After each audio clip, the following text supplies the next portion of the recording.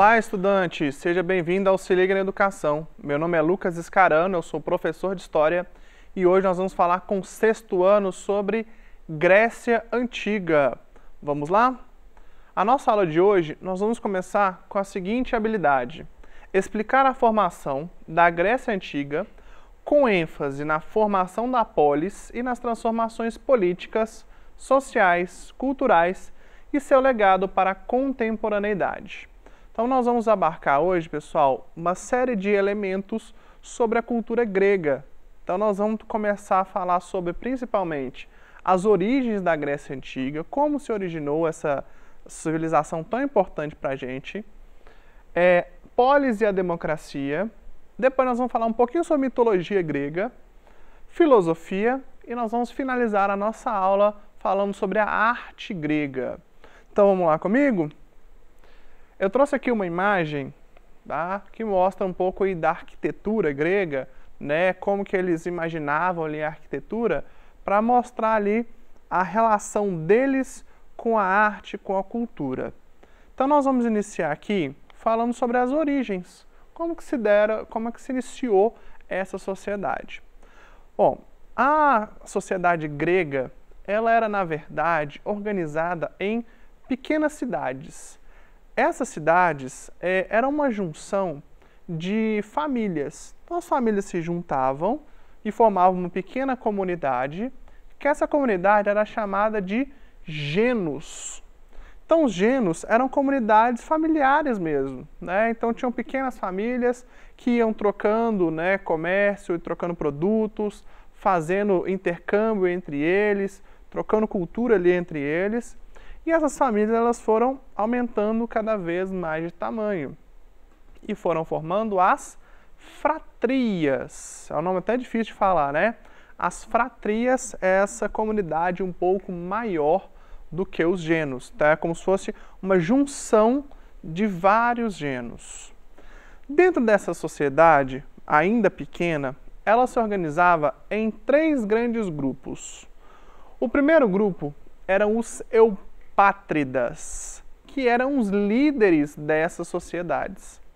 Então, os eupátridas, eles resolviam as questões políticas, questões econômicas, discutiam sobre como seria a relação ali dentro daquela comunidade. Então, é um grupo que comanda essas fratrias. Depois nós temos os georgóis, que eram também cidadãos livres, mas eram cidadãos mais simples, não tinham tanto poder econômico nem político quanto os primeiros, né, os eupátridas. E tínhamos também os tetas. Os tetas eram de outras regiões que migravam, né, para aqueles lugares e viviam ali naquele ambiente. Portanto, eles não tinham os mesmos direitos nem que os eupátridas, nem os georgóis, ok?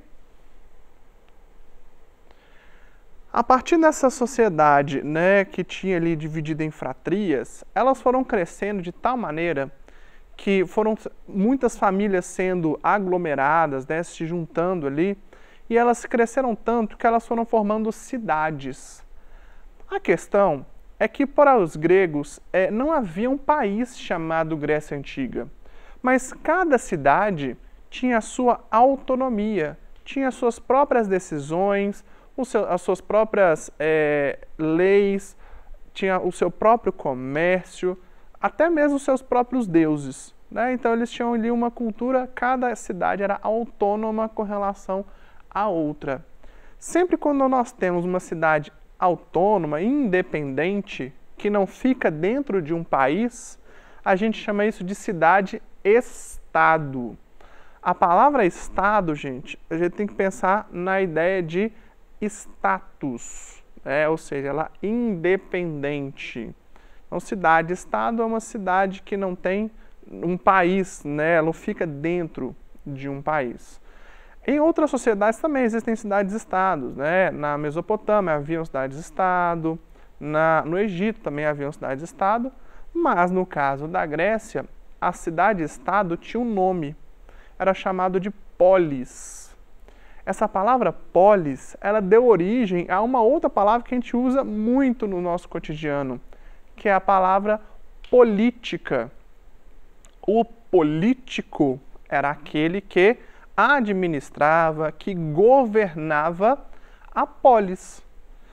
Então, como a polis precisava ter uma figura ou várias figuras que ajudassem ali a administrar, essas pessoas precisavam saber se relacionar com as outras, saber quais as demandas daquela cidade, o que estava precisando para poder resolver as questões.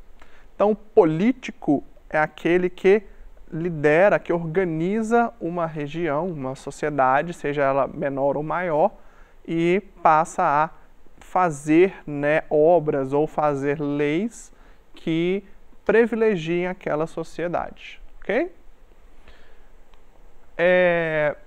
Existiam várias cidades-estado na Grécia, mas a gente vai focar em duas grandes cidades-estado.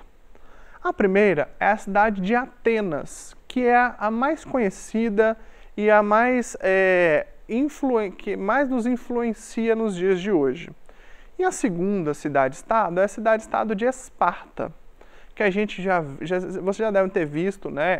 Tem até história em quadrinho, filmes, desenhos, falando muito de Esparta. Vamos primeiro pegar a cidade-estado de Atenas. Atenas é o mesmo nome da deusa que protege a cidade. Então, cada cidade tinha o seu deus ou sua deusa que era como se fosse um protetor. A cidade de Atenas, ela vivia muito do comércio e essa cidade era basicamente voltada para uma política mais democrática. Por isso que tem ali, inclusive, democracia no meio desse caminho. Os atenienses, eles buscavam discutir as coisas em coletividade, em assembleias. Enquanto em Esparta, as coisas eram um pouco mais autoritárias, mais fechadas em um pequeno grupo. Vamos entender então? Em Atenas, né, é onde se desenvolve o que a gente chama de democracia. A palavra democracia, ela pode ser dividida em duas partes. A palavra demo significaria basicamente povo, tá? Então, demo é igual povo, a população em geral. E cracia seria governo ou poder, algo em torno disso. Então, seria o poder do povo ou o governo do povo. A questão é que em Atenas, né, na Grécia Antiga, o povo realmente governava, eles mesmos decidiam, porque era uma sociedade ainda pequena. E outra coisa é que em Atenas, todos os cidadãos podiam participar das discussões políticas. Esses cidadãos, geralmente iam para uma praça chamada Ágora, e nessa praça eles faziam as decisões, discutiam as leis, o que estava dando certo, o que não estava, e a partir de então eles podiam, né, decidir quais seriam os rumos daquela cidade. Então, a Ágora era o espaço de discussão da democracia. Agora, temos um pequeno porém. Eu falei com vocês que todos os cidadãos podiam participar politicamente das decisões. Agora, quem era considerado cidadão em Atenas é uma questão que a gente precisa discutir. Por quê? Cidadão em Atenas eram somente os homens acima de 18 anos que fossem livres e que fossem filhos de pais atenienses. Então, se fosse mulher, não participava da política, menor de 18 anos não participava, se você fosse escravizado, não participava, se você fosse estrangeiro ou filho de estrangeiro, você também não participava. Portanto, o conceito de cidadão na Grécia é muito mais restrito do que o nosso. O cidadão brasileiro, por exemplo, é aquele que nasce do Brasil, que é brasileiro, né, ele vai ter os seus direitos políticos. Já na Grécia Antiga era muito mais restrito. Então, a origem da democracia é uma origem né, restrita a esse conceito, mas que a partir dali é que os outros conceitos democráticos vão se originando. Dentro da sociedade, então ali da estrutura política, eram organizadas dois grupos, a eclésia e a bulé. A eclésia era todo o cidadão se reuniu ali para discutir. Isso é eclésia, né? Vem até a palavra eclesiástico, né? Vem dessa palavra eclésia, que é essa reunião das pessoas. A bulé era um conselho. Então, dentro do grupo da eclésia, você tinha um conselho, um grupo de pessoas que determinava se as leis seriam aprovadas ou não. Então, funcionava da seguinte maneira: você reunia as pessoas na ágora e discutia uma determinada lei. Vamos acrescentar uma lei nova que vai mudar alguma coisa. Beleza, foi discutido ali, essa lei seria passada para a bulé.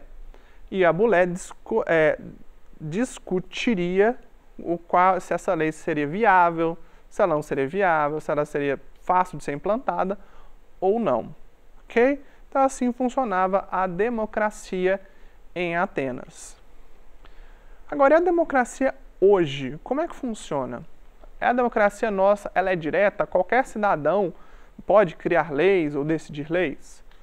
Mais ou menos, né?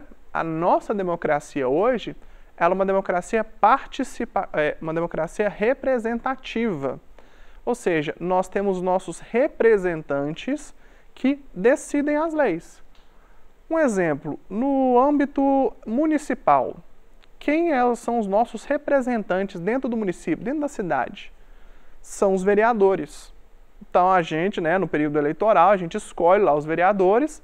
Então, dependendo da cidade, vai ter mais ou menos vereadores, né? Porque isso é de acordo com o tamanho da população. E aí esses vereadores é que vão decidir as leis, se vai acrescentar, se vai mudar, se vai retirar, eles decidem. No âmbito estadual, nós temos os deputados estaduais, que fazem o mesmo papel, só que em Minas Gerais inteiro, por exemplo. Agora, no âmbito federal, nós temos dois cargos, os senadores e os deputados federais. Os deputados federais representam a população, né, os direitos da população em si. Já os senadores representam os direitos do Estado, os interesses do Estado. Então a nossa é representativa porque o Brasil é muito grande, não tem como todo mundo participar ao mesmo tempo de todas as decisões políticas. Por isso que a gente escolhe nossos representantes para fazer essa decisão. Ok? É claro que em alguns momentos, se for uma cidade menor, dá para fazer uma reunião maior com as pessoas e resolver as questões. Ok? Sobre a mitologia grega. Os gregos, eles criaram uma das mitologias mais conhecidas que a gente tem, né, dizendo como que o mundo surgiu, como é que as coisas surgiram, né, a partir de uma explicação com base em deuses, com base em seres míticos, em monstros. E aí eu queria mostrar para vocês, né, de maneira bem simplificada, como que esse mundo surgiu segundo os gregos. Então os gregos se dividem os deuses em três grandes grupos. Tá? Nós temos aqui os deuses primordiais, que são os primeiros. O primeiro deus, que era a representação do nada, do vazio, né, seria o deus chamado Caos. Então, no início de tudo, para os gregos, havia o caos. Representaria-se um deus ali. E a partir de Caos foi sendo criada a Terra, que é Gaia, Urano, que é o céu, dentre outros deuses. A partir desses dois deuses foram sendo criados outros, como por exemplo, nós temos Cronos, que é o deus do tempo. E aí, o deus do tempo, ele tem outros filhos, né? E a gente tem a figura dos titãs, que eram monstros, né? Que eram seres. Alguns representam os titãs como seres enormes, gigantescos, que estariam ali também disputando o poder com os outros deuses. Outros representam como seres divinos mesmo, esses titãs. Junto com os titãs foram criados também, os irmãos dos titãs eram os deuses do Olimpo. O Olimpo, para quem não sabe, é uma montanha que tem lá na Grécia, que eles acreditavam que os deuses viviam naquele monte. Então, quando a gente fala em Monte Olimpo, é onde era a casa dos deuses. E essa casa moravam somente deuses. Semideuses, que eu vou falar daqui a pouquinho que não podiam viver ali nesse lugar chamado Olimpo. O nome é bem parecido. A gente tem as Olimpíadas, por exemplo, que são esportes em homenagem aos deuses do Olimpo, principalmente a Zeus. Zeus seria o deus dos deuses para os deuses do Olimpo. É ele quem organiza, quem comanda os deuses do Olimpo. Mas antes dele, né, tinha outros deuses que governavam no seu lugar. Uma característica importante da mitologia grega é a seguinte: os deuses, eles tinham características humanas. Como assim? Eles tinham formas humanas, tá? A diferença é que às vezes o deus era maior do que as pessoas comuns. Pelo menos é assim como os gregos imaginavam. Além das características humanas físicas, as características emocionais também. Para eles, os deuses sentiam raiva, se apaixonavam, ficavam tristes, ficavam alegres. E de acordo com as emoções daqueles deuses, o mundo ia mudando, se movendo. Por exemplo, quando ocorria um maremoto, né, ou um tsunami, né, ou qualquer tragédia relacionada aos mares. É como se Poseidon, o deus dos mares, estivesse bravo. Se caísse um vendaval enorme, né, ou raios, né, uma tempestade gigantesca, é como se Zeus, né, que seria o deus dos deuses e dos raios, estivesse castigando a população. Então, os deuses, o mais interessante é que eles, segundo os gregos, eles tinham relações com os humanos. Então, quando um deus tinha uma relação com uma mulher, nascia um semideus. Hércules, por exemplo, que a gente vê como um ser muito forte, é um desses semideuses. Okay? Então, eles acreditavam nessa relação entre humanos e deuses para explicar uma série de elementos. Bom, além da mitologia, a gente tem também a filosofia grega. O que é a filosofia? Basicamente, é aquela disciplina, né, aquele conteúdo em que a gente questiona sobre as coisas. Então, os filósofos questionavam tudo. Questionavam como é que o mundo era, por que o mundo era que era assim, o que ia acontecer depois da morte, se existia um Deus ou não, discutiam de tudo. Então, basicamente, todas as disciplinas que a gente tem hoje vêm da filosofia. A matemática, a história, a ciência, né, as línguas, todas vêm dos filósofos. A filosofia se dividia em 3 partes.